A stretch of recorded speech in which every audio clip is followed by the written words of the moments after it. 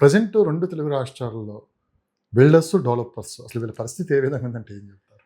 Builders అయితే కొంచెం ఇబ్బంది 2 సంవత్సరాల నుంచి పడుతున్నారు. మార్కెట్ లేదు. యెస్. అమరావతి మీద కొత్త గవర్నమెంట్ వచ్చిన తర్వాత ఆశలైతే బాగా పెరిగాయి. యెస్. ఒక 1 ఇయర్ నడిచింది మార్కెట్ కూడా. తర్వాత అక్కడ కూడా కొంచెం డల్ అయిపోయిందని చెప్పి వింటున్నాం. యెస్. సో ఓవరాల్‌గా తీసుకున్నామంటే అసలు ఏం జరుగుతుంది? బిల్డర్స్‌కి కొంచెం ఇబ్బందే ఉంది. అంటే ప్రొడక్ట్ రెడీగా ఉంటుంది. కానీ సేల్స్ కొంచెం తక్కువగా ఉండడము. సేల్స్ ఎలా ఉంది మార్కెట్‌లో? అంటే యూనిట్స్ ఎక్కువ ఉండిపోతున్నాయి. అంటే డిమాండ్ ఎక్కువ ఉంది. సప్లై అంటే డిమాండ్‌కి తగ్గట్టుగా సప్లై కంటే సప్లై ఎక్కువ ఉంది. డిమాండ్ చూసుకుంటుంటే అంత లేదు కానీ సప్లై ఎక్కువ ఉంది. దానివల్ల ఏమవుతుందంటే ఒక మనిషికి ఒక 10 ఇల్లులు అవైలబిలిటీ వచ్చేసినాయి అనుకోండి. అప్పుడు ఏమవుతుందంటే దానికి తక్కువ రేటుకి కొంటాడు. ఒక మనిషికి 2 ఇల్లు అవైలబిలిటీ ఉందంటే మనిషికి ఎక్కువగా ఉంటాడు. సో కాబట్టి డిమాండ్ కంటే కూడా సప్లై ఎక్కువ అవడం వల్ల ఏమవుతుందంటే కొంచెం ఇబ్బంది పడుతున్నారు. దానికి తోడు ఈ ఆర్థిక మాంద్యం రావడం వస్తదనే దాంతో కొంచెం మంది ఆగిపోయారు. కొనకుండా ఆగిపోయారు. అండ్ ఇంకొకటి ఏంటంటే రీసెంట్‌గా జరిగిన చిన్న యుద్ధం పరిస్థితి ఏంటి అంటే ఒక టైల్స్ తీసుకుందాం ఎగ్జాంపుల్.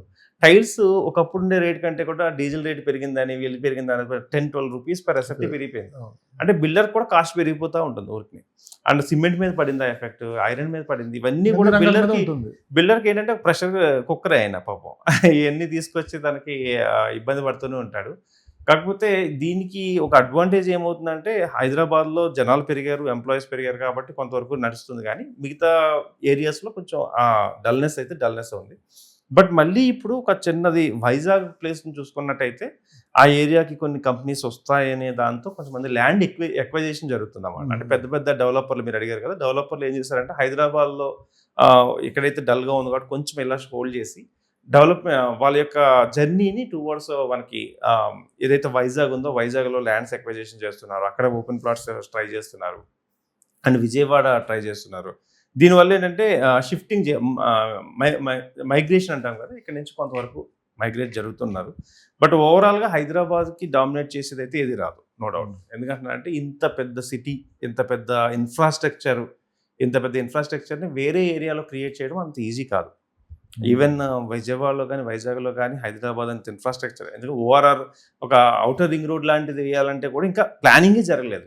ఒకవేళ ప్లానింగ్ జరిగి చేయాలంటే మనది ఇంచుమించు 15 సంవత్సరాల పైనే పట్టింది మన ఓఆర్ఆర్ ఒకటి బిల్డ్ అవ్వడానికి. సో దాన్ని బట్టి మీరు ఆలోచించండి, ఒక వైజాగ్ కానీ లేదంటే విజయవాడకి కానీ ఒక ఓఆర్ఆర్ లాంటిది రావాలి అంటే, వచ్చినా దానికి కంప్లీట్గా అవ్వాలి అంటే ఒక గవర్నమెంట్ 3 టర్న్లు ఉండాలి. మీ కాంటాక్ట్ నెంబర్ ఏమైనా ఇస్తారా? తప్పకుండా అండి. ఎవరైనా ఆంధ్రప్రదేశ్లో కానీ లేదంటే తెలంగాణలో కానీ ఇన్వెస్ట్మెంట్ చేయాలనుకుంటే 100% నేను ఎక్కడ ఇన్వెస్ట్ చేస్తే బెస్ట్ రిటర్న్స్ వస్తాయి, లీగల్ వెరిఫికేషన్ నేనే చూస్తాను. అండ్ నెక్స్ట్ ఎగ్జిట్ మెథడ్ కూడా నేనే డిజైన్ చేస్తాను. అంటే ఇప్పుడు అమ్మితే దానికి మంచి ప్రైసెస్ వస్తుంది అనేది. అట్ ది సేమ్ టైం అక్కడ ఉండి కూడా ఇక్కడ సైట్ విజిట్స్ చేసే అటువంటి ఫెసిలిటీస్తో నేను 100% మీకు సపోర్ట్ చేస్తాను. ఎవరైనా కాంటాక్ట్ అవ్వాలనుకుంటే నా మొబైల్ నెంబర్ వచ్చేసి 9391151121. ఈ నెంబర్ కాల్ చేస్తే 100% I will give you best suggestions to you. Thank you.